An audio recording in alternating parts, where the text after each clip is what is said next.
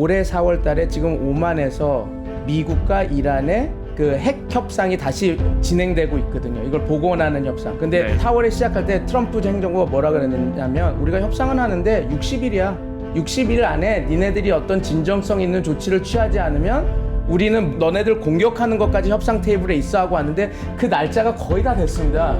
그런 상황이었는데 이스라엘이 이번 공격을 해준 거죠. 전략적인 측면에서는 미국 입장에서는 마냥 나쁜 상황은 아닙니다. 이스라엘 국익 측면에서 보면 이스라엘이 참 대단한 나라긴 하다. 왜냐하면 그 조그만 나라가 이런 정보를 갖고 어떻게 보면 미국이나 다른 나라보다 상대가 안 되는 나라임에도 불구하고 미국도 어쩔 수 없이 얘네들이 움직이면 이스라엘이 움직이면 이렇게 지켜봐야 되고 이렇게 딱 하게 만드는 그 엄청난 힘을 갖고 있는 거는 사실입니다.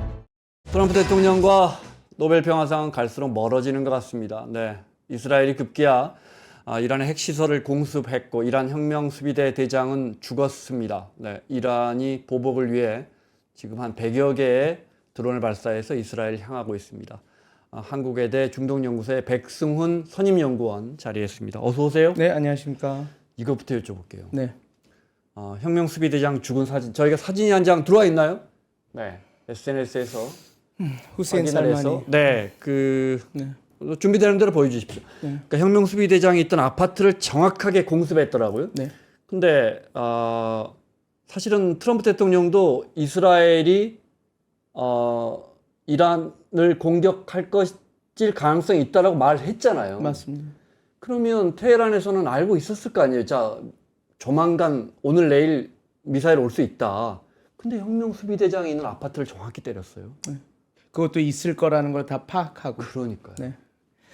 그래서 이미 지금 이스라엘은 대단히 그거를 다 보여줬죠. 전 세계. 어떻게 얘기했냐면 우리 모사드가 움직였다. 그리고 드론, 그다음에 그 F-35 모든 폭격기 다 이용해서 우리가 성공적인 군사작전을 한 거다라고 얘기를 했습니다. 그래서 다 완천하에 이게 우리가 이런 능력이 있고 테헤란 적수도고 IRGC 혁명수비대의 최고 지도자. 그거 2019년에 카메네이가 직접 임명해서 최고 지도자로 계속 있었던 그 후세인 살라미 혁명수비대 대장. 그 사람을 죽였다라고 하는 걸로 한번 확 보여준 거예요. 우리가 모사드가 이 정도로 능력이 있고 대단한 거다. 이렇게 보여준 거죠. 그리고 반면에 요것도 이게 볼 수 있습니다. 지금 이란이라고 하는 이란 혁명 수비대나 이란 군이 상당히 많이 약해졌다라는 걸 또 보여준 겁니다. 왜냐하면 저희가 복귀해 보면 그 하니에가 암살당했을 때 기억 다 하실 겁니다, 여러분들. 테헤란에서 네. 그 페제스키안 대통령 취임식 때 와서 인사로 와서 왔다가 자기네들이 줬던 그 숙소에서 맞아요. 죽었는데 그것도 지금 다 취시하고 있지만 그게 다 이스라엘이 모사드가 심어놓은 그 정보부 요원들에서 정보가 흘려서 거기에 폭사를 했다고 다 하고 있거든요. 그 말은 뭐냐면 지금 엄청나게 그 이란이라고 하는 그 국가 자체가 이스라엘 그리고 이스라엘 모사드 안에서 지금 뭐라 그럴까요? 그 컨트롤 되고 있다라는 거 하나 보여주는 모습인 거죠. 사진 준비됐으면 볼까요? 네, 저희가 엘리 데이비드라는 친 이스라엘계 연구원이 올린 것을 저희가 번역까지 된 트위터를 보고 있는데 저 사진 오른쪽에 사진 하단에 보시면 이렇게 어디서 발사했는지는 아직 정확하게 모르니까요. 네, IRGC가 저기죠. 이스라엘 혁명수비대를 말하는 거죠. 네. 여기서 보십시오. 정보 수집과 실행이 얼마나 정확한지 이렇게 밝혔다고 했더니 정보 수집이 어떻게 됐을까요? 저 혁명 수비대 대장이 몇 시에 언제 어디에 있을 거라는 걸 정확히 알고 공격하는 것은 그냥 단순히 그냥 그 정보를 수집한 게 아니라 그 안에 밀정이나 이런 것들이 다 있다라는 그러겠죠. 네, 맞아요. 기억나요. 한이에 죽었을 때도 그런 분석들이 미국 언론이나 이런 데서 나왔었거든요. 많이 나왔었죠. 네. 모사드에 대해서는 우리가 뭐 여러 차례 이야기했지만 트럼프 먼저 여쭤볼게요. 자, 트럼프 대통령은 이거 하지 말라는데 이 친구들이 기어이 했네입니까? 아니면 할 것 같은데 한번 해주면 고맙지입니까? 세 번째로는 우리가 차마 해라고 말 못하니까 너희가 해라고 시킨 겁니까? 이거 양가 감정입니다. 왜냐하면 어느 정도 파악은 하고 있었는데 이 정도 수준으로 할 줄로 알았나는 거는 좀 저희가 한번 좀 더 지켜봐야 됩니다. 왜냐하면 지금 이 상황을 우리가 여러 가지 측면에서 복기를 해봐야 되는데 우선 우리가 하나 봐야 될 거는 이겁니다. 4월 달에 올해 4월 달에 지금 오만에서 미국과 이란의 그 핵 협상이 다시 진행되고 있거든요. 이걸 복원하는 협상. 근데 우리가 다 아는 것처럼 4월에 시작할 때 트럼프 행정부가 뭐라 그랬냐면 우리가 협상은 하는데 60일이야. 60일 안에 니네들이 어떤 진정성 있는 조치를 취하지 않으면 우리는 모든 너네들 공격하는 것까지 협상 테이블에 있어 하고 왔는데 그 날짜가 거의 다 됐습니다. 이제 지금 상황인데 이제 만약에 트럼프가 자기가 말했는데 이걸 진짜로 특별히 이스라엘이 변하는 게 없는데 어떠한 일도 안 한다면 이게 소위 말해서 우리가 말하는 toothless diplomacy, 그러니까 이빨 없는 외교, 그러니까 전혀 먹히지 않는, 소위 제가 그 뭐 약간 먹물티 말해서 얘기하면 이제 강압 외교라고 하는 거에서 그게 먹히지가 않는 거거든요. 왜냐면 강압 외교라는 것은 그 뭐라 그럴까, 단군과 채찍을 갖고 가면서 상대방을 원하는 쪽으로 이끌어내야 되는 건데, 지금 너 때릴 거야? 당근은 핵 협상이고 너 안 들으면 때릴 거야 했는데 안 때렸다. 그러면 오히려 잘못 길들이기를 하는 거거든요. 근데 이제 그런 상황이었는데 이스라엘이 요번 공격을 해준 거죠. 그럼 어떤 측면에서 전략적인 측면에서는 미국 입장에서는 마냥 나쁜 상황은 아닙니다. 왜냐면 봐봐, 일어나, 너 큰일 날 수 있어. 우리가 이렇게 할 수 있는다니까 너 지금 핵 협상하는 게 나을걸 우리한테. 그러니까 우리한테 유리한 컨디션으로 그냥 하자. 이렇게 할 수 있는 거가 있으니까 좋은데 문제는 이겁니다. 이게 확전이 되거나 더 에스컬레이트가 돼서 전면전이 되면 이게 강압 외교는 실패한 거거든요. 그렇죠. 네. 이게 그러니까 이제 지금 제가 양가 감정이라고 한 것은 미국이 어느 정도 이스라엘이 이렇게 공격할 거라는 거를, 그래 이게 나쁘진 않을 거야. 이스라엘이 어느 정도 공격해서 압박을 해주면 우리한테 협상력은 좋겠지라고 했는데 과연 지금 그 소위 말해서 그 트럼프 행정부가 이렇게 최고 지도자, 그러니까 그 IRGC 혁명수비대의 최고 장군까지 이렇게 날려버릴 정도로 이런 대담한 것까지 그걸 알았을까는 지금 조금 더 지켜봐야 될 것 같습니다. 이 친구들 실력은 알고 예상은 하고 있었지만 진짜 제대로 하는구나, 일 제대로 하는구나. 이렇게 그렇게 딱. 근데 이제 그거에 대해서 조금 약간 당황도 했을 겁니다. 이게 너무 이러다가 너무 커지는 거 아닌가? 그래서 제가 양가 감정의 그거라고 딱 말씀을 드린 겁니다. 네. 모든 뭐 큰 전쟁들 다 시작은 다 작은 거에서 시작하는데 뭐 이 정도면 지금 굉장히 인화력 있는 사건이 또 터졌습니다. 군 수장을 죽인 거랑 마찬가지니까요. 그러니까요. 네, 참모총장도 죽었다는 보도가 있었는데 일단 이란이 부인하고 있고 살아있다. 지금 작전을 지휘하고 있다. 한 두어 시간 전에 그렇게 보도가 나왔고요. 네. 날짜가 묘한 거죠. 지금 딱 때린 게. 맞습니다. 참 묘합니다. 왜냐하면 지금 이스라엘이 국제 관계나 국제 정치 측면에서는 좀 밀리고 있는 국면이었습니다. 왜냐하면 가자 지구에서 너무 많은 그 민간인 피해가 일어나고 지금 하고 있으니 지금 프랑스와 사우디아라비아가 지금 유엔에서 의장국이 돼서 팔레스타인 가자 문제에 대해서 유엔에서 뭔가 이야기를 하겠다라고 해서 지금 유엔에서 열릴 상황이었거든요. 6월 달 내에. 그래서 최근 하루 이틀 전 외신 기자를 보면 미국이 다른 국가들이 여기에 참여해서 소위 팔레스타인이나 하마스를 도와주는 그런 이야기를 하지 못하게 하려고 참여하지 마라 이런 로비를 하고 있다라는 뉴스가 많이 오고 있었던 상황입니다. 근데 소위 말해서 프랑스와 사우디아라비아가 의장국으로서 요번에 하려고 했던 의제 중에 지금 그러니까 이스라엘이 가장 좀 걱정했던 거가 이거였거든요. 이미 팔레스타인은 국가로 인정은 받았습니다. 유엔에서.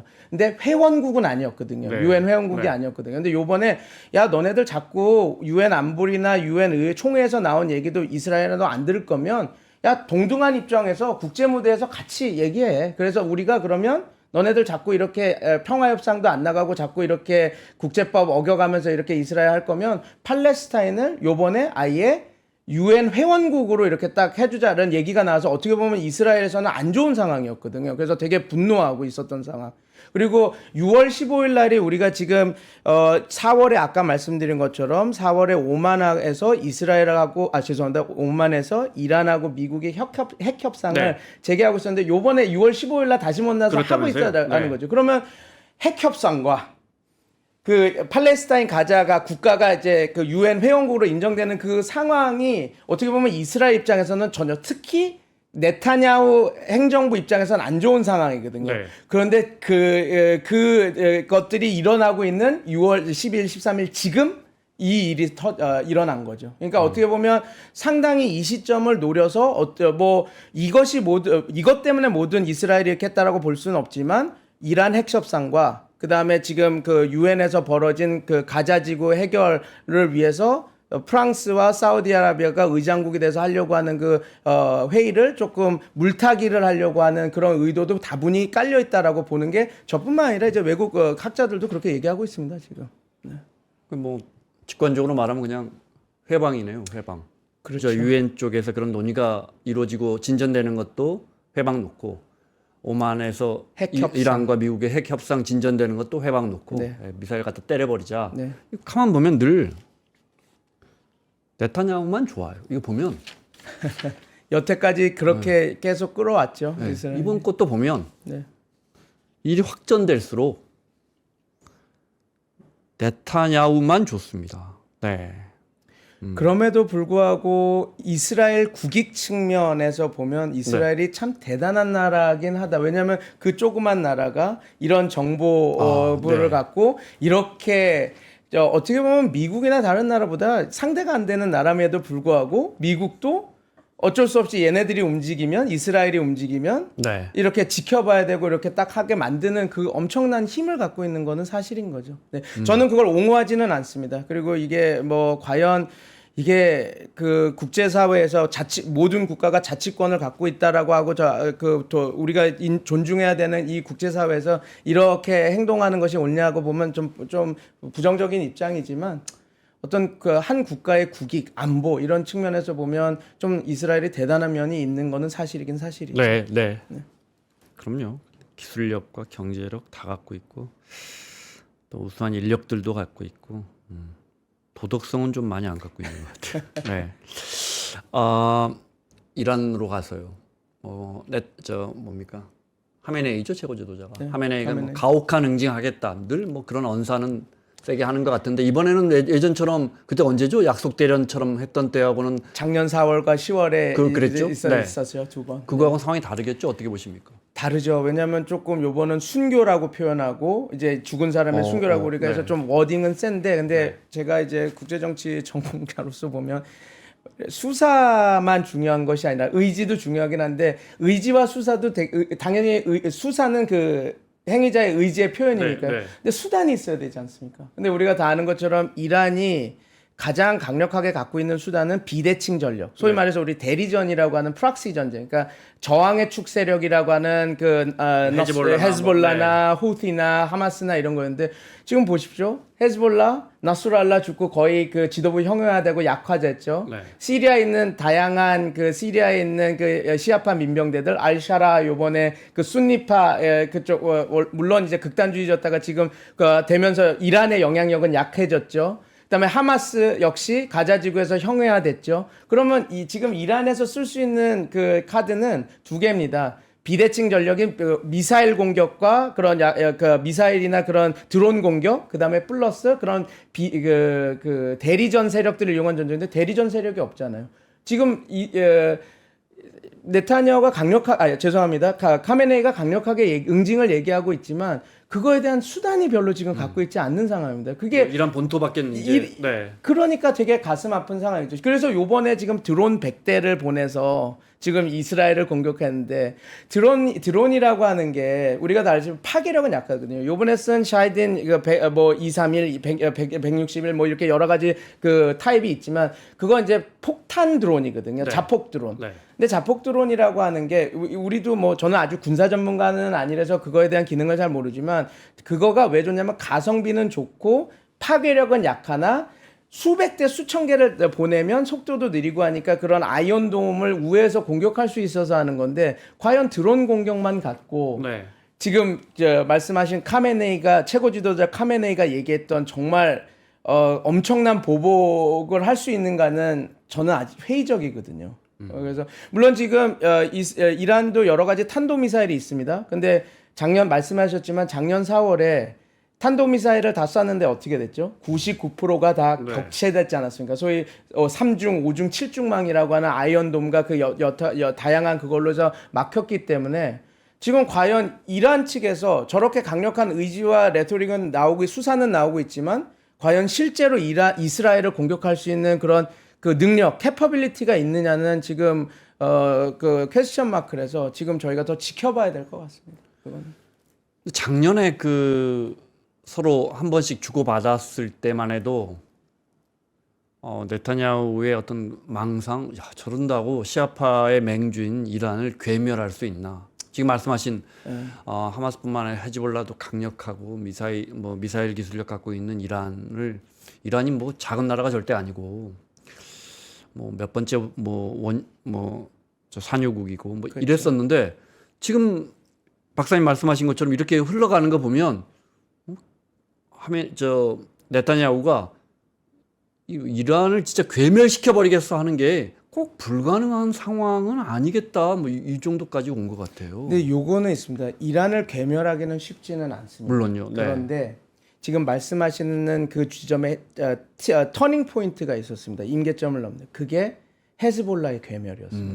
그러니까 우리가 기억할 때 삐삐 사건 아시죠? 네, 네. 삐삐 페이저로 정말 3,000명을 다 날려버린. 영화 같은 이야기 아니에요? 네, 그게 그 어떻게 보면 국제법이나 인권적인 걸로 보면 그때 그게 삐삐를 다 차고 있는, 그래서 그 사람들이 다 가족들고 있고 집이 있고 거기 그냥 네, 퇴근해 네. 있는 상황에서 다 거기서 터진 터뜨려서 거죠? 네, 죽었기 때문에 되게 어떻게 보면 인권적으로는 그렇죠. 정말 천일공노한 일이긴 하지만 그걸 통해서 중간급 관리부터까지 다 날려버린 거거든요.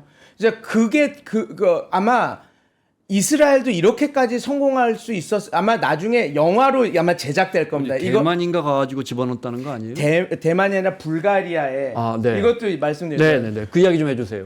불가리아 23년 전에, 그러니까 제가 우리 국정원도 비판을 하면서 우리 정부 사람들도 좀 비판하면서 얘기를 한번 해보겠습니다. 자, 그게 벌써 23년 전에 이 그 헤즈볼라 요원들이 여러 가지 그런 전화기나 이런 것들은 감청이 될 수 있으니 삐삐나 워키토키로 얘네들이 이걸 한다라는 걸 알고 불가리아의 페이퍼 컴퍼니를 세워서 OEM을 해가지고 거기 있는 그 일본 워키토키와 대만에 있는 페이지를 여기다 갖고 와서 했던 겁니다. 그래서 실제로 그 페이퍼 컴퍼니를 운영하면서 실제 사업을 한 거예요. 2023년에요? 아니면 23년 전에. 그러니까 23년 그때부터 시작해서 이렇게 한 겁니다. 그러다가 우리가 특수부대를 이렇게 얘기하잖아요. 돼지 잡는다 그러지 않습니까? 다 키워서 마지막 순간에 이게 진짜 필요할 때 돼지 잡는다 그래서 우리가 보통 그런 돼지 부대, 그러니까 특수전 부대를 돼지 부대라는 게,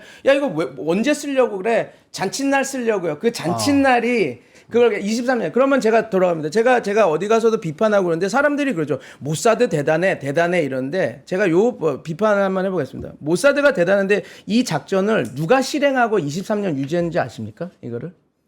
우리로 따지면 7급 공무원이 한 겁니다. 7급 공무원. 그래요? 그러면 한번 보십시오. 7급 공무원이 우리나라 상황에서 저기가 북한이 이렇다고 합니다. 이렇게 하니까 우리가 계속 삐삐를 해서 심어서 우리가 돼지를 잡는 날까지는 이렇게 해가지고 우리가 영향을 해야 되겠습니다 하고 얘기를 딱 전달한다고 보십시오. 그러면 우리나라 상황에서 윗선에서 그걸 허락하겠습니까? 야야 시끄러, 정권 바뀌었어. 네. 우리 이렇게 해야 돼. 이런 식으로 얘기해야 되는데 거기는 23년간 그걸 유지했고, 그리고 그런 네트워크를 잘 만들어서 심지어 성공적으로 헤즈볼라 그 세력들에 들어가는 삐삐까지 해서 납품을 했고, 그 다음에 우리가 봤던 그 시점에서 이때 헤즈볼라 요번에 괴멸해야 되겠다. 이렇게 해서 가자. 야 돼지 잡자. 딱 해서 잡으면서 딱 형화되면서 이렇게 됐죠. 그래서 어떻게 보면 저도 그때 당시 이 사건이 터지기 전까지는 지금 기자님 말씀하신 대로 헤즈볼라가 구축한 죄송합니다. 이란이 구축한 그런 체계가 쉽게 안 무너져 했는데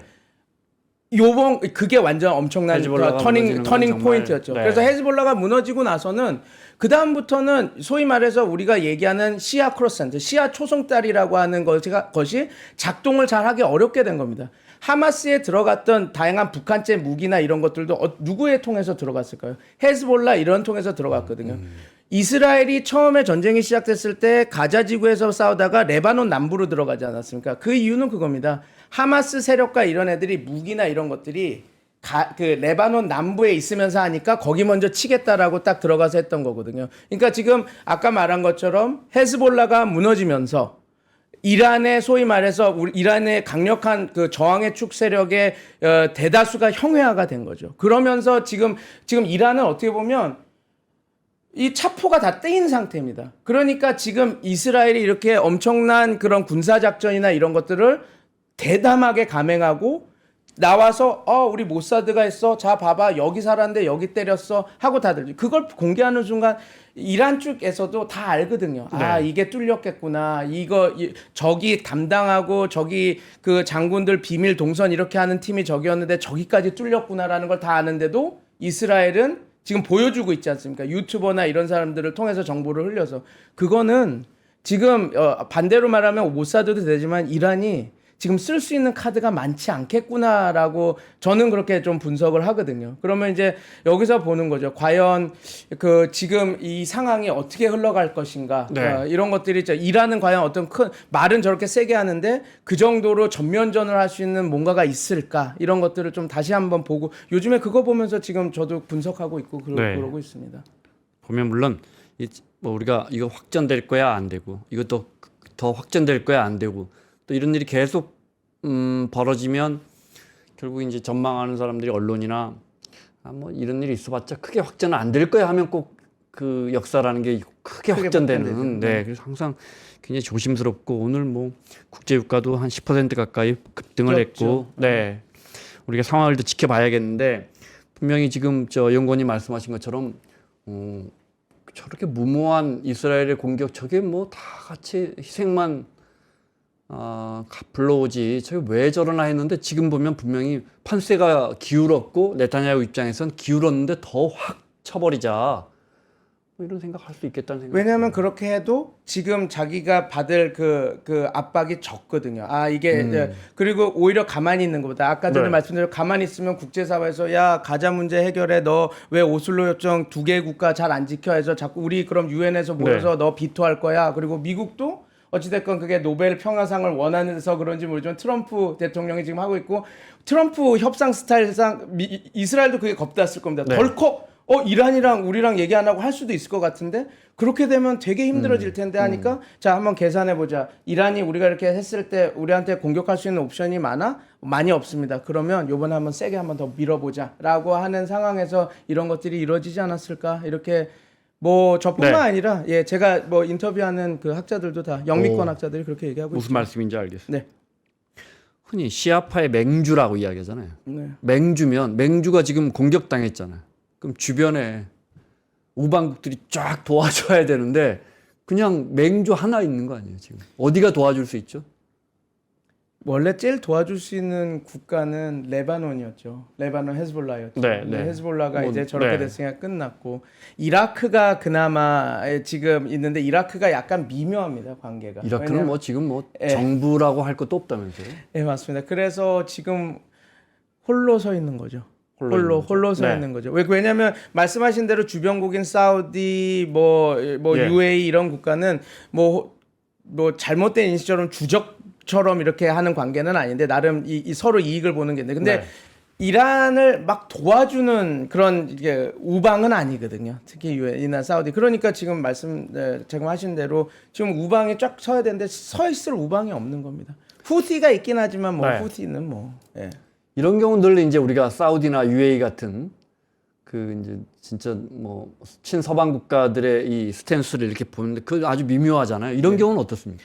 지금 약간 미묘합니다. 저도 뭐 제가 밝힐 수는 없지만 이렇게 하는데 지금 이게 이란이 셀 때는 이제 이란을 억제해야 돼서 이렇게 되지만 그렇다고 지금 이스라엘이 저렇게 어떻게 완전히 고삐가 다 풀려서 하는 거 자체를 막 좋아하는 건 아니거든요. 지금 어떤 얘기가 되냐면 자꾸 그러니까 이코안들이라 그러죠. 그 무슬림 형제단, 그러니까 이집트 내에서도 지금 민초 내에서 그 숨어 있는 무슬림 형제들은 결집을 하고 있다 그럽니다. 왜냐하면 분노하고 있거든요. 이스라엘이 저렇게 하고 있는데 우리 정부는 뭐 하고 있냐 그러고 지금 소위 말해서 그 우리가 봤던 IS라든지 알카에다라든지 뭐 이런 세력들이 갑자기 다 없어지고 죽은 게 아니거든요. 지금 이제 형세가 이렇게 되니까 다들 그냥 그 자기 본국으로 돌아가서 이렇게 딱 하고 있는데 네. 지금 이런 식으로 계속 이스라엘이 폭주하고 이렇게 되면 지금 그 정부는 뭘 걱정하냐면 민심들이 또 이런 극단주의자들이나 이렇게 뭉칠 수 있으면 이게 또 자기네들 안보에 위협이 되니까 이걸 또 마냥 좋아하는 거 아닙니까? 그러니까 뭐 이란이 망하고 있으니까 웃고 있겠지. 아닙니다. 전혀 아닙니다. 그냥 이집트도 그렇고 사우디도 그렇고 지금 너무 이스라엘이 폭주하고 가자지구 팔레스타인이 저렇게 이렇게 쪼그라들고 이렇게 억압을 받고 있는 상황이 자기네들 도메스틱 그러니까 그 내부 정치에서 어떤 영향을 하고 그 밑에 그 이쿠안들이나 그러니까 무슬림 형제단들이나 네. 이런 세력들에 어떤 영향을 끼칠지 되게 조마조마하면서 보고 있다고 하거든요. 그렇기 때문에 이게 되게 참 중동이라고 하는 나라가 이런 역학이 그냥 그러니까요. 단순히 단선화해서 얘가 적 이렇게 그런 주적관으로 될 수 있는 상황이 전혀 아니기 때문에 이게 참 골든. 왜냐하면 초국가적인 아이덴티티, 초국가적인 단체, 그러니까 그런 것들이 너무 이렇게 서로 얽히고 설키고 있어서 이게 참 쉽지가 않은 겁니다. 지금 상황이. 트럼프 대통령이 생각한 그림은 이란 핵 협정은 이란 비핵화 협정은 이제 뭐 그 박사님 전공이시라 제가 좀 이따 여쭤보고 네네네. 트럼프 대통령이 얼마 전에 이스라엘 패싱하고 가서 사우디하고 어디 갔더라? 카타르 갔던가요? 그렇죠. 그 많이 뭐 안 갔죠. 그러니까 네. 일부러 중동 순방 때 안 갔죠. 그러니까요. 네네네. 그럼 뭐 여러 가지 해석이 있던데 네. 그 가서 그 나라들은 뭐 보잉 같은 걸 사도 뭐 몇십 대씩 약속을 해주고 돈도 많이 받아가던데 트럼프 대통령이 생각하는 그 지금 말하는 그런 순위파 국가들, 그 친서방 국가들과의 관계는 그 그림은 어떻게 됩니까? 그 그림은 지금은 왜 그렇게 되냐면 중국의 약진이 좀 세긴 세거든요. 그 안에. 제가 논문에서도 많이 썼는데, 그러니까 말씀을 드리면 이겁니다. 지금 미국이 석유 수출국이에요. 잘 아시겠지만 석유를 제일 많이 생산하는 나라 네, 중 하나입니다. 네.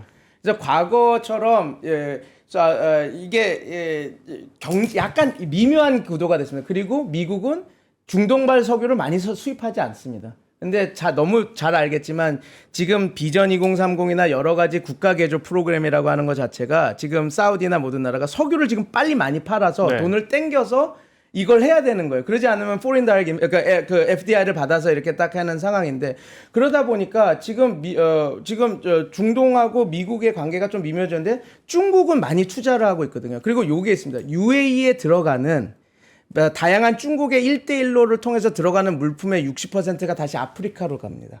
그러니까 중개무역을 해서 이렇게 이익을 보는 거죠. 네, 네. 그래서 되게 재밌는 얘기를 하나 드리자면 이게 나중에 연결될 건데 그 코로나 국면 때 시노팜이라고 아시지 않습니까? 그 중국 백신. 네, 네. 그거를 UAE에서 잔뜩 들어와서 공장도 세우고 막 이렇게 했습니다. 그때 저는 중동 전문가라는데 좀 놀랐어요. 왜냐면 UAE나 그런 애들은 여기 뭐 그 의료 관광도 보면 최고급 최고 아니면 안 쓰거든요. 근데 우리가 다 놀리기마다 안 했던 물 백신 시노팜을 왜 갖고 와서 저걸 만들고 왜 저러지 했는데 이겁니다. 중동 국가들은 다 아시겠지만 자국민보다 이주 노동자들이 많거든요. 네. 그러니까 이주 노동자들 오면 백신을 맞춰야 되니 시노팜을 맞히고 이게 윈윈인 겁니다. 많은 다양한 민족 사람들한테 백신을 맞힌다라는 거 그만큼 테스트가 돼서 더 나아진다라는 거거든요. 중국도 윈이죠. 그래서 R&D 센터도 거기다 지었습니다. 시노팜, 팩터리나 그런. 근데 그 다음에 그걸 어떻게 했느냐? 그게 잘 되고 업그레이드되면 그걸 아프리카에 갖다가 팔려고 했던 거죠.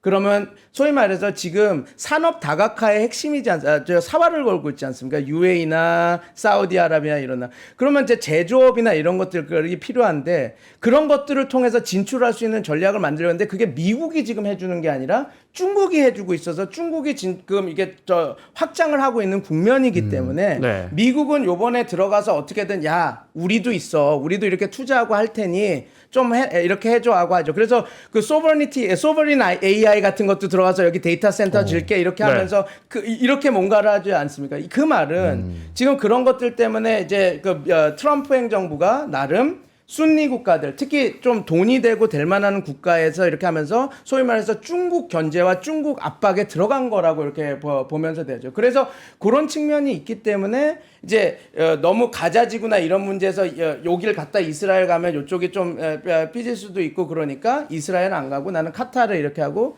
그다음에 샤라까지 땡겨서 시리아 그 새로 대통령 된사까지 땡겨서 거기서 그것도 어떻게 보면 사우디 기살려 준 거거든요. 왜냐하면 미국의 재무부하고 국방부에선 다 말렸습니다.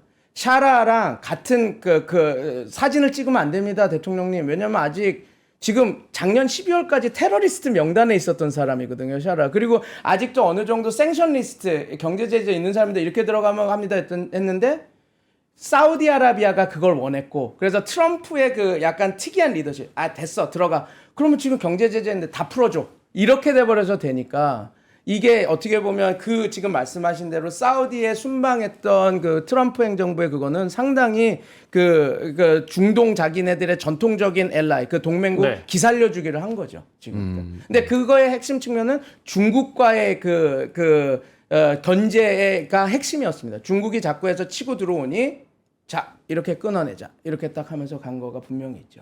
어찌됐건 이렇게 이란에 대해서 미국과 이스라엘이 세게 나오면 아브라함 협정을 좀 확대하는 건 평면적으로 보면 더 어려워지는 거 아니에요? 쉽지는 않아지죠. 네. 그러니까 아니, 사우디는 하고 싶어도 그렇죠. 그렇잖아요. 하고 네. 싶어도 못하는. 그렇게 네. 지금 그런 국면들이 지금 만들어지는 거죠. 특히 팔레스타인 문제에서 이스라엘이 저렇게 나오고 뭐 국제법도 어겨가면서 그 가자 지구에 있는 애들을 다 강제 이주를 시키겠다 이렇게 하면 사우디 입장에서는 아브라함 협정에 들어가서 뭘 한다라는 게 쉽지 않아지거든요.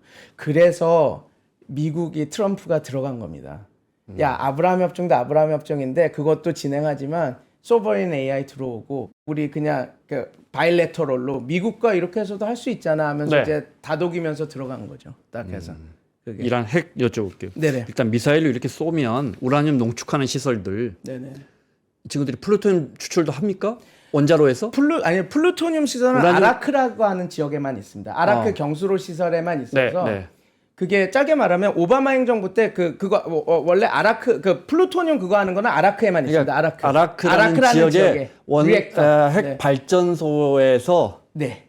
쓱쓱 할수 아름아름 있죠. 긁어내고 있고 그렇게 할 수 네. 있죠. 그래서 그 JCPOA 협약 때 너 그것도 바꿔줄게 한 겁니다. 긁어내지 못하는 리액터로 바꿔주겠다는 우리가 좋은 걸로 발전만 할 수 있는 걸로 그 대신 그 뉴클리어 서포트 그룹에서 들어가서 걔네들이 들어가서 그런 소위 말해서 그 핵 연료봉이라 그러죠. 그런 것들 집어넣고 빼고 재처리하는 거는 우리가 할 테니까 더 신식으로 주고 더 네. 캐파도 놀려서 니네들 더 전기도 많이 하게 해줄게 해서 그걸 억셉트 했었던 겁니다. 왜냐면 플루토늄 탄 자체보다 지금 그 이란이 지금 지금도 레버러지를 갖고 자꾸 지렛대를 갖고 하는 거는 다 아시겠지만 60% 우라늄 농축했다 해서 웨폰 그레이드가 그러니까 소위 말해서 핵폭탄으로 쓸 수 있는 우라늄 농축이 90% 이상이거든요. 92%에 되는데 그거를 우리 60% 있어. 지금 왜냐면 이거거든요. 우라늄 농축 60% 농축된 우라늄이 42kg이 있으면 핵폭탄이 하나 만들어진다는 거거든요. 네. 그러니까 물론 이제 무슨 얘기냐면 60% 농축된 우라늄 42kg가 있으면 그거를 90%로 더 농축하면 그 정도 분량이면 핵폭탄이 하나 있는 거다. 이런 얘기를 해서 지금 계산상 이란이 핵폭탄을 10개에서 15개 사이를 만들 수 있는 양을 갖고 있다라고 지금 하고 있거든요. 그러니까 이제 그게 가장 큰 위협이기 때문에 플루토늄 자체 이거는 별로 막 그렇게 큰 거는 아니어서 그때도 오케이 했는데 지금 어찌됐건 아락에서는 말씀하신 대로 아락에서는 그 추출을 하고 있는 거니까 계속 그렇게 모이고 있으니까 지금 또 그것도 하나의 위협이 되고 있는 거는 사실인 거죠. 네. 근데 이제 기본적으로는 우라늄 농축해가지고 핵무기를 만들고 있을 텐데 우라늄 농축 시설을 미사일로 퍽 때려버리면 괜찮은 거예요? 혹시 큰일 나지는 않아요? 당연히 큰일이 나죠. 그래서 저도 특이한 게 근데 지금 공격한 이스라엘 거는 사람들이 진짜 대담하네. 근데 이겁니다. 저장고를 때리지 않았잖아요. 네. 센트리퓨지만 그러니까 원심 분리기 시설과 핵 과학자들을 지금 그리고 핵 연구 시설을 때리고 있지 않습니까? 그러니까 왜냐하면 아셔야 될 게 농축 우라늄 원심 분리기 그러니까 소위 말해서 우라늄 농축을 하는 시설과 농축된 우라늄이 저장된 거가 나뉘어 있을 테니까 거기를 이제 때리는 거죠. 저장된 데가 훨씬 위험하군요. 그렇죠. 저장되는 거면 그거는 이제 방사능 그거가 될 수 있으니까. 근데 네. 거기 제가 볼 때는 아무리 이스라엘이 막 나가도 네. 거기까지 가지는 않을 거라고 생각해요. 또 서지컬 스트라이크를 해서 거기를 피해서 때리려고 하겠죠. 그건 잘 왜냐면 아무리 이스라엘이 삐삐 공격 인권 그거를 해서 삐삐 테러죠. 네. 그런 공격을 한다고 치더라도 방사능 유출해서 그게 되고 하는 거는 모르겠습니다. 그거는 인류의 재앙인데. 네, 예, 아니 근데 이렇게 공격하다 보면 그렇죠. 그게 물론 걱정되는 부분이죠. 농축해놓은 우라늄은 뭐죠? 산맥 아래 저장 시설 벙커 네. 아래 벙커 버스터도 때리기 어려운 거기다 굉장히 하고 깊은 있지만 곳에 넣어놨겠지만 네, 그렇죠. 근데 항상 말씀하신 대로 전쟁이라고 하는 것은 우발적인 그런 사건, 그다음에 그런 거에서 벌어지니까 그런 것들도 마냥 네. 그런 일은 없습니다. 얘기할 수는 없죠. 네. 네. 전쟁이 확산되다 보면. 핵 오만에서 열리고 있는 이제 핵 협상에 내일 모레 이란 이런 상황에서 참여할지는 모르겠는데 하면 이제 미국 측에서는 요구하는 건 구체적으로 뭡니까?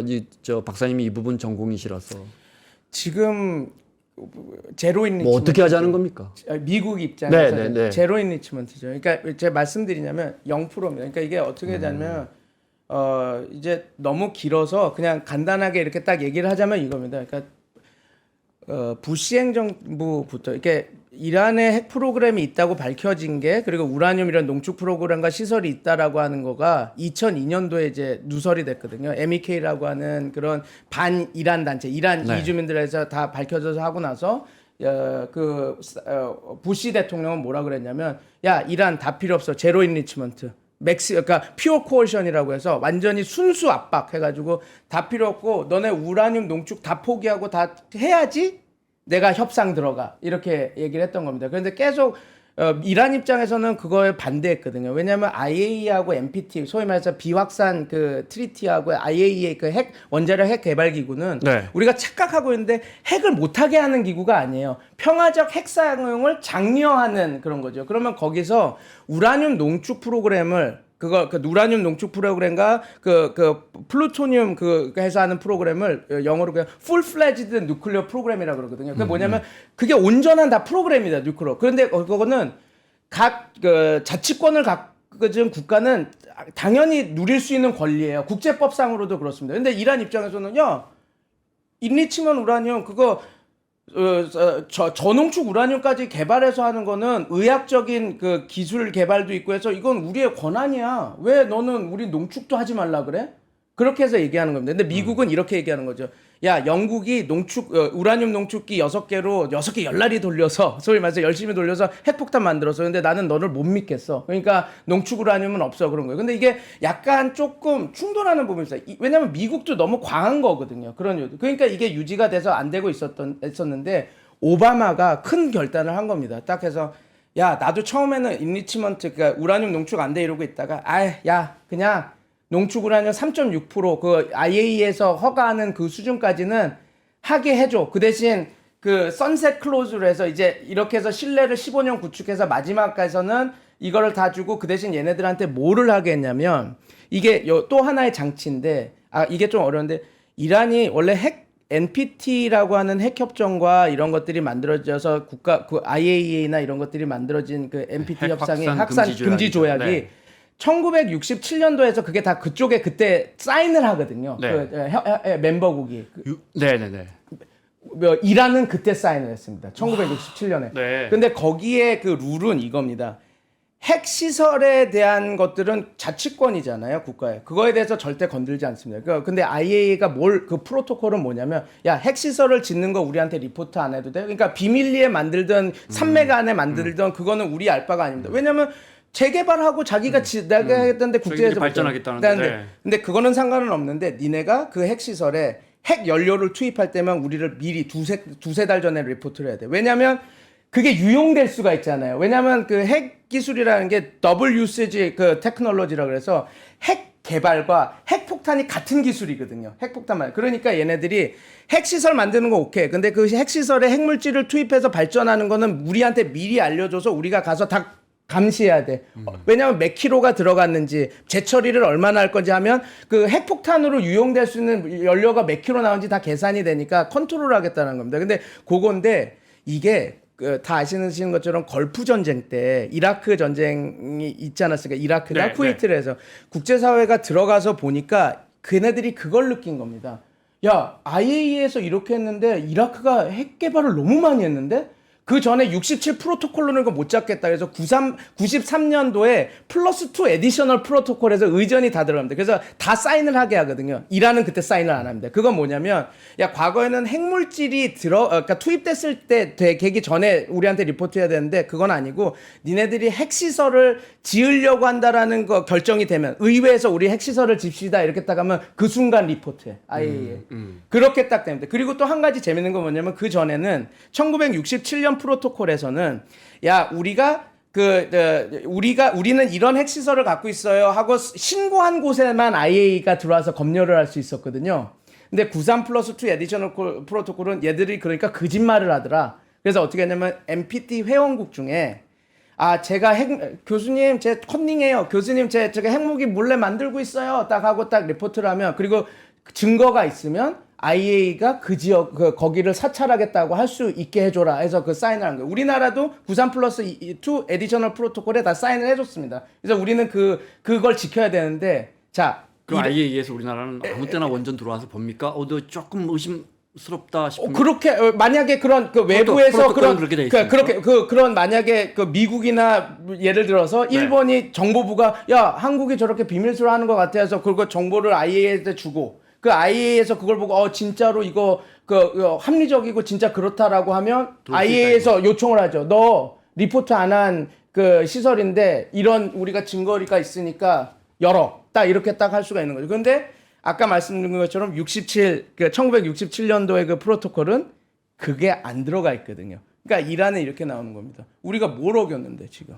내가 67년 프로토콜에서 우리가 너 폴더에 그 3맥 아래 그 핵시설 지었잖아. 파괴해줬잖아 그거는. 근데 야 핵시설 지었어. 근데 우리가 핵물질 안 넣었잖아. 뭐 레포트 뭐 이렇게 딱 자꾸 이렇게 딱 되니까 애매한 지점이 생긴 겁니다. 근데 지금은 이제 조금 이란도 어긴 지점이 있어요. 왜냐면 60%까지 농축을 하고 하는데 근데 얘네들 근거는 이거죠. 니네들이 먼저 협상을 어겼잖아. 그 JCPOA 어기고 이렇게 했으니까 우리가 할 수 있는 거는 하겠다라고 하면서 레버리지를 올리고 있습니다. 그러니까 되게 애매한 지점에 있는 거예요. 그러니까 지금 제가 학자로서 제가 그렇다고 뭐 이란을 무조건 믿어야 됩니다. 그건 아니지만 되게 서로 북한 핵과는 이란 핵은 전혀 다릅니다.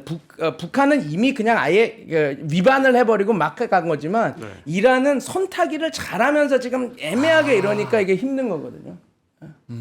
이해가 좀 아니요 길게 말씀하게 해주셔서 제가 이렇게 얘기하는데 북한도 여쭤보려고 그랬어요. 너무 힘들어서 북한 같은 경우는 뭐 이제 들어오지도 못하게 하고 워낙 폐쇄적인 국가니까 이란은 근데 그동안에 핵 개발하면서 굉장히 그 줄타기를 하면서 근데 지금 우라늄 농축 한 60% 92%가 돼야 그게 이제 폭탄을 만들 수 있다. 그렇죠. 그 핵폭탄이 되려면 90%. 그 단계는 굉장히 많이 남은 거예요? 아니면 쉽게 발전할 수 있는 단계예요?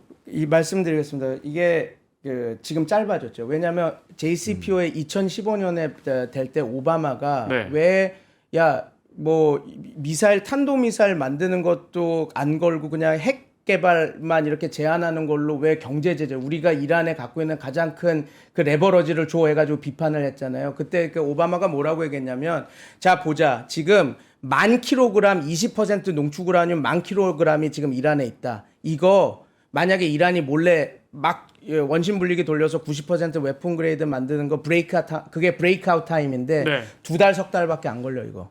그러면 우리가 아무리 정보부가 뛰어나다 그래도 이거 못 막는다.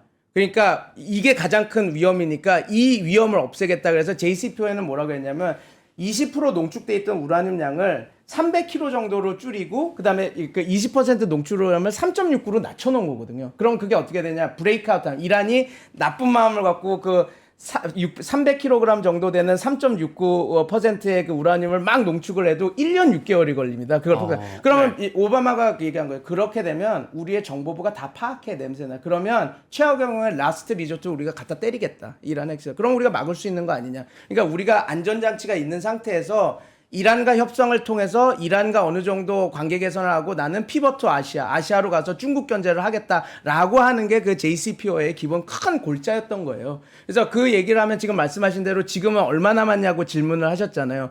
근데 그때 20% 10,000kg이 있을 때 브레이크 타임이 2, 3개월이었는데 야, 지금은 지금은 60%인데다가 지금 많이 있으니까 마음만 먹으면 언제든지.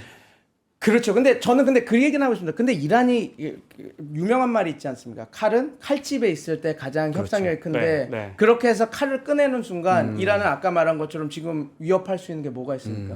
뭐 탄도미사일 이런 것들도 아이언돔으로 다 막혀서 99% 다 막혔고 그다음에 제일 잘 썼던 대리전 세력들은 다 형해화돼 있고 그래서 과연 그렇게까지 핵무기까지 갈까? 그러면 자기네들의 가장 큰 바게닝 칩, 협상력을 잃게 되는데 과연 그렇게 할까는 물론 그렇다고 해서 제가 절대 never say never지만 과연 그게 유인이 클까라고 해서 저는 항상 그러니까처럼 미사일 기술은 뭐 탁월하니까 거기다 탄도 딱 붙여가지고 막 이렇게 열병식 하듯이 딱 하면 오히려 서방 세계에서는 그래 니네 경제 제재 계속 할 테니까 니네 마음대로 해라. 그렇죠. 뭐 이래버릴 수 있다 이 말씀이시죠. 그렇죠. 그렇게 되고 그러면 자기네들이 갖고 남는 게 뭐가 있습니까? 그렇게 되면 핵무기 하나 갖고 하나밖에 있다라는 거. 네. 그건 이제 그걸로 뭘 할 수가 있는데 이런 이스라엘이 쉽게 공격을 못 할 네. 거다. 그거 하나로 살 수는 바보 같은 없잖아요. 질문 하나만. 네, 죄송합니다. 아니 제가 계속 궁금한데 이게 전문가들 들으시면 너무 아니요. 그러니까 플루토늄은 제가 알기로 공기 중에서 왜 미국이 네. 정보 당국에서 왜 공기 중에서 이렇게 예전에 연변인가 어디 위에 하늘에서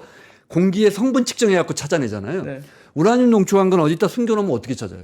그걸 못 찾죠. 그래서 그러니까, 미국이 그러면. 우라늄을 못 갖게 제로 인리치먼트로 하고 이란을 못 갖게 하는 겁니다. 왜냐하면 네. 아시다시피 플루토늄 탄은 핵 연료봉을 넣었다가 핵 융합이 끝나고 나면 그걸 해서 플루토늄을 긁어내는 거예요. 누룽지처럼 긁어내서 그러니까 담아놓는 거죠. 네.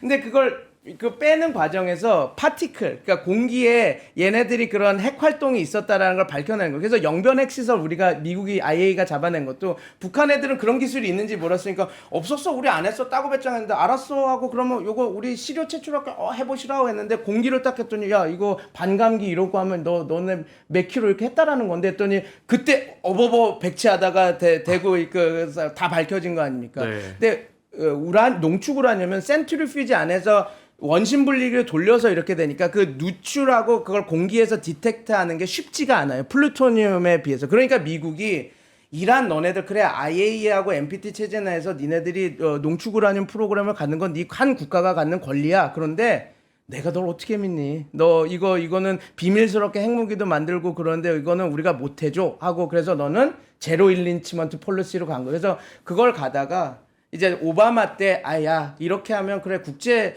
합의에서도 안 나고 국제 NPT 레짐에서도 허용한 걸 우리가 못하게 하는 건 뭐라고 그러니 허용을 해주고 그 대신 좀 빡센 여러 감시를 하고 그 다음에 선셋 클로즈라고 해서 JCPOA 그러니까 오바마 행정부가 했던 JCPOA가 다 마지막에 마칠 때 어떻게 했냐면 아까 말한 93+2 에디셔널 프로토콜 있다 그러지 않았습니까? 네. 그걸 이란이 사인하기로 했어요. 그래 우리가 거기 들어가서 이제 만약에 다른 정보부에서 이란에 이런 비밀 핵시설이 있다 그래서 IAEA가 요청하면 거기도 검열할 수 있게 하는 그런 것들 그런 의정서에 우리가 사인을 하겠다라고 얘기한 거예요. 그러니까 어떻게 보면 오바마 행정부 했던 JCPOA 협약이 상당히 대단한 협약입니다. 그냥 오바마가 중국으로 넘어가려고 막 한 게 아니라 정말 디테일하게 그렇게 제가 그걸 박사 논문으로 한 거라서 이게 이렇게까지 세세한 것까지 다 다루면서 갔구나라고 하는 협상이라서 지금 트럼프 행정부가 다시 JCPOA를 핵 협약을 복원한다 하더라도 오바마의 것과 그렇게 많이 다르지 않을 겁니다. 그랬어요. 네. 트럼프 행정부는 이거 못 믿겠다 하고 깼잖아요. 일기 때. 네. 그래서 지금 다시 하려고 하잖아요. 다시 하면 도대체 뭐가 얼마나 진전된 건지 그 사이에 깨버린 사이에 이라는 농축 기술만 더 발전했을 거고 더 어딘가 더 농축해 놓은 우라늄을 더 쌓아놨을 텐데 뭘 더 얻었는지는 모르겠어요. 근데 요거는 하나 있습니다. 일단 그때 2017년에 스냅백을 할 때 그러니까 트럼프가 행정명령으로 해가지고 이제 JCPOA 다 그냥 파기 이렇게 했을 때 폼페이오 그때 국무부 장관이 12개의 안을 던져요. 근데 그 중에서 5개가 뭐였냐면, 야, 너네들 헤즈볼라 지원하지 마, 뭐 하지 마, 프록시 이런 거 하지 마, 막 이런, 하마스 지원하지 마, 이런 것들이 따다닥 있었거든요. 근데 이제 재밌는 거죠. 트럼프가 그 경계했던 거, 야, 우리가 그냥 농축우라늄도 할 수 있게 해주고, 이렇게 핵 협상을 해주면, 이란은 계속해서 프락시에, 그러니까 대리전 애들한테 자꾸 지원을 하고 얘네들이 이렇게 위협을 하면 어떡해? 너네들 그거에 대해서는 왜 오바마 행정부 왜 그거는 협상에 안 넣었어? 그것 때문에 건 거거든요. 네. 근데 지금 다 없어졌잖아요. 그게 이스라엘 덕이긴 하지만 그 헤즈볼라도 약화됐고 네. 그러니까 그런 위험 요소가 자연스럽게 없어졌으니까 지금 여기서 유일하게 지금 남은 건 이겁니다. 트럼프가 계속 요구하는 거는 제로 인리치먼트. 그러니까 야, 그러니까 오바마 행정부 그대로 가고 하는데 오바마는 농축 우라늄 프로그램 있게 해줬지. 나는 안 해줄 거야. 이렇게 얘기하죠. 근데 이것도 좀 미묘한 게 요번에 4월 달에 협상에 들어갈 때 초반에는 농축 우라늄 프로그램을 갖게 해줄 수도 있다라는 얘기가 살짝 나왔었어요. 그래서 3.69%는 아니고, 왜냐면 그러면 완전히 오바마랑 똑같은 아니니까 욕을 먹을 거니까 1.26 아니면 1.65%만 할 수 있게 이렇게 내가 할게 하고 하다가 갑자기 이제 무슨 이스라엘 로비가 있었는지 아니면 협상 전략으로 이렇게 백업하면은 우리가 나중에 더 못해서 그런지 모르지만 우리는 인리치먼트, 그러니까 농축 우라늄 프로그램 못 갖게 하겠다 이렇게 나오게 된 거죠 지금. 이제 그거 하나만. 그러니까 트럼프 대통령 입장에서는 저 같은 사람도 지금 방금 생각해냈는데 도대체 진전된 게 뭐 있느냐, 한번 깨가지고 다시 이렇게 어렵게 협상을 하는데, 근데 명분이라도 지금 말씀하신 박사님 말씀하신 그게 있어야 그래 내가 깨고 난 다음에 그래도 또 진전한 진일보한 얘들 완전히 그 우라늄 농축 못하게끔 이런 협상을 해왔잖아. 뭐 이런 명분이라도 있어야. 근데 이란이 이제 나올 수 이제 반대로 이제 이란 측면에서 보면 이란이 제치할 안은 있죠. 이미 어차피 헤즈볼라나 이런 하마스나 이런 건 형해화가 되지 않았습니까? 그러면 저 같으면 알았어, 지원을 반으로 줄일게, 아니면 지원 안 할게 이렇게 딱 하면서 됐지 하고 하면 어떻게 보면 그 명분을 쌓아줄 거는 있기는 있습니다. 그런데 이제 과연 이게 결단이 낼지 안 낼지는 지금 이 전쟁으로 인해서 지금 조금 좀 복잡해진 거죠. 하여튼 이렇게 꽉 누르면 지금 이제 저희가 네타냐후 뜻대로 많이 진짜 이란이 괴멸 수준까지는 안 가더라도 굉장한 타격을 받겠는데 하는데 늘 앞서 이제 IS나 알카에다 말씀하셨지만 이 역사라는 게 작용 반작용이라 이렇게 세게 누르면 가자 저희가 한 7분 남았습니다. 박사님. 가자는 트럼프 대통령 가자 지구 그러니까 팔레스타인 이거 버릴 생각도 있는 겁니까? 근데 그게 국제법적으로, 그러니까 저는 그 수사를 잘 모르겠어요. 아니 지금 뭐 가자에서는 거의 국민들이 다 죽어가고 그렇죠. 있는 것 같은데요. 서안지구만 몇 명 남는 거예요?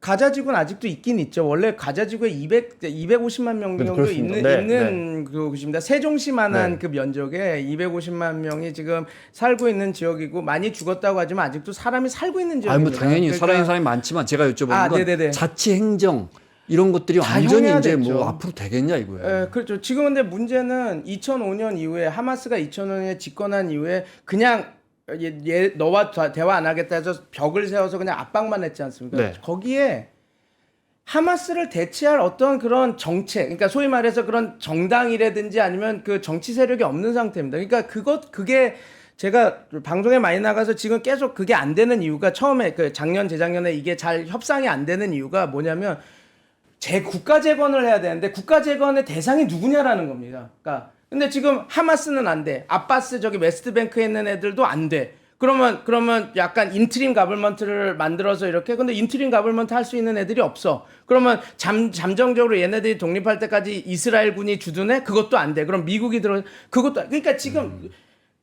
행위 주체가 있어야 될 거 아닙니까? 뭔가가 되려면. 그러니까 가자 지구를 재건한다? 그럼 재건하는 것과 주체가 있어야 되는데 주체가 지금 없었거든요. 그러니까 하마스에 반대하는 팔레스타인 사람도 상당히 있었다는 거 아니에요? 그렇죠? 그런데 그게 이제 모든 지금이야 게 뭐 이제 지금이야 많은데 그때도 아니고, 지금은 이렇게 반대하는 사람이 있지만 그게 반대하는 안티테제로 집권을 할 수 있는 건 아니거든요. 그 사람들이, 나는 하마스는 싫어하지만 과연 그 사람들이 국가 재건의 행정을 왜냐하면 하마스 아니고서는 그 행정 요직에 있었던 게 아닌데요. 그럼 다시 돌아와서 이라크 때 한번 생각해 보십시오. 그 소위 말해서 그 바스 정당 소속 애들이 다 교사며 경찰이며 그 장군들이며 다 하고 있다가 후세인 사담 후세인이 축출되고 나서 야 너네들은 다 적폐들이니까 다 나가 우리가 할게 해서 시아파 다수가 와서 통치했는데 그 2003년 이후에 지금까지 얼마나 개판이 된 거 아시지 않습니까? 왜? 그들은 준비가 되는 수권 정당, 수권 세력이 아니거든요. 왜냐면 정권이나 그런 거에 다 배제돼 있던 세력에다 갑자기 정권을 잡은 세력이니까. 하마스도 똑같은 겁니다. 지금 가자 지구에 하마스가 오랜 통치를 하면서 나름 수권 능력을 제대로 갖고 있던 세력인데 그 외에는 아무도 없었거든요. 지금 하마스가 없고 하마스를 싫어하는 사람들이 있다. 근데 거기에 리더가 누구죠? 지금 저도 방송에 나와서 그 얘기를 듭니다. 하마스 싫어하는 세력이 많다는데 그러면 제가 그럼 그 세력에서 지금 회자되는 인물 하나만 대주십시오. 없습니다. 네. 그러면 그 국가 재건의 행위 주체로 이렇게 그거를 할 수 있는 능력이 없는 거죠. 그러니까 지금 미국도 이러지도 못하고 저러지도 못하고 그렇다고 그런 능력이 있는 이스라엘이 주둔하면서 해라 아니면 뭐 하자 이게 다 안 되니까 제 늘어진 거라서 가자지구 답답하죠. 지금 어떻게 될지 그거가 지금 뭐 한데 지금 또 이렇게 전쟁이 되고 계속 꼬이니 네. 더 가자지구는 후순위로 가겠죠. 지금 문제. 자, 이란이 발사한 드론 한 100여 기가 이스라엘을 향하고 있다는 게 이제 몇 시간 전 이란 정부의 발표니까 지금쯤 결론이 났을지 또 어떤 후속 공격이 있을지 모르겠어요. 어떻게 전개될 가능성이 높고 여기서 우리가 뭘 좀 지켜봐야겠습니까? 지금 이겁니다. 이란은 공격을 해야 되겠죠. 왜냐하면 크게 타격을 받고 이거는 자위권 발동을 보여주지 않으면 정말 굴욕입니다. 이란 입장에서는 해야 되는데 자 드론을 보냈습니다. 근데 드론이 그렇게 지금 보낸 드론이 엄청난 타격 능력을 갖고 있는 건 아닙니다. 근데 왜 보냈냐? 아이언돔을 형해에서 우회해서 공격할 수 있어서 보냈는데 만약에 여기에서 멈춘다? 그러면 그 카메네이가 얘기했던 정말 그 피해 보복이다라고 할 수 있을까요? 그게 아니잖아요. 그러면 이제 남아있는 건 카드가 없어서 탄도미사일을 향한 공격일 텐데 근데 여기서 이제 이란 정부도 되게 고민일 겁니다. 탄도미사일을 다 해서 보냅니다. 나름. 그런데 이게 다 그때처럼 99%가 막혔다. 그럼 이란은 정말 웃긴 나라가 되는 거거든요. 도대체 너네들 뭐 센 나라인 줄 알았는데 정말 아무것도 아니네. 왜냐면 푸틴의 러시아가 그 상황이 됐잖아요. 그래도 미국 다음에 하니까 이렇게 되겠다는데 우크라이나 저렇게 밀리네. 그래서 모든 전 세계 사람들이 야 미국밖에 없구나. 진짜로 저렇게 확실한 능력. 그렇게 해서 푸틴 러시아가 되게 모양이 구겼는데 그거보다 더 크게 구겨질 상황이 됐기 때문에 과연 이란이 어떻게 공격을 할까? 근데 걱정인 겁니다. 이란이 공격을 했을 때 이스라엘이 그러면 또 꽃놀이패거든요.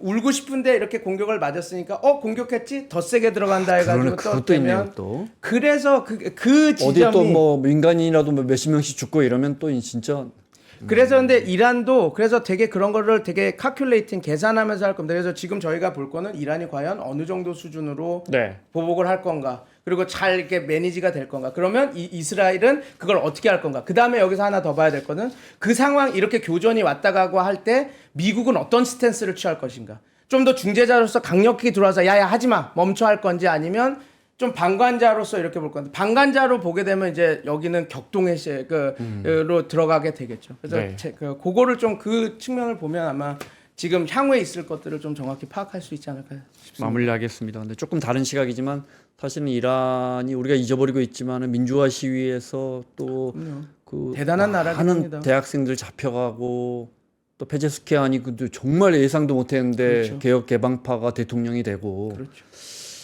민주주의라는 게 있다라는 걸 보여줬으니까. 잘하면 핵 협상하고 경제 제재 풀리면 우리나라하고도 뭐 이런 그림들 조금 그리고 있었는데 뭐 그래서 멀어집니다. 이스라엘이 계속 저렇게 하는 겁니다. 왜냐하면 이스라엘이 가장 두려운 나라가 이란이거든요. 사우디아라비아 이런 나라 돈도 많고 하지만 더 무서워하는 거는 이스라엘이 진짜 무서워하는 나라는 이란입니다. 그래서 이란을 이렇게까지 하는 겁니다.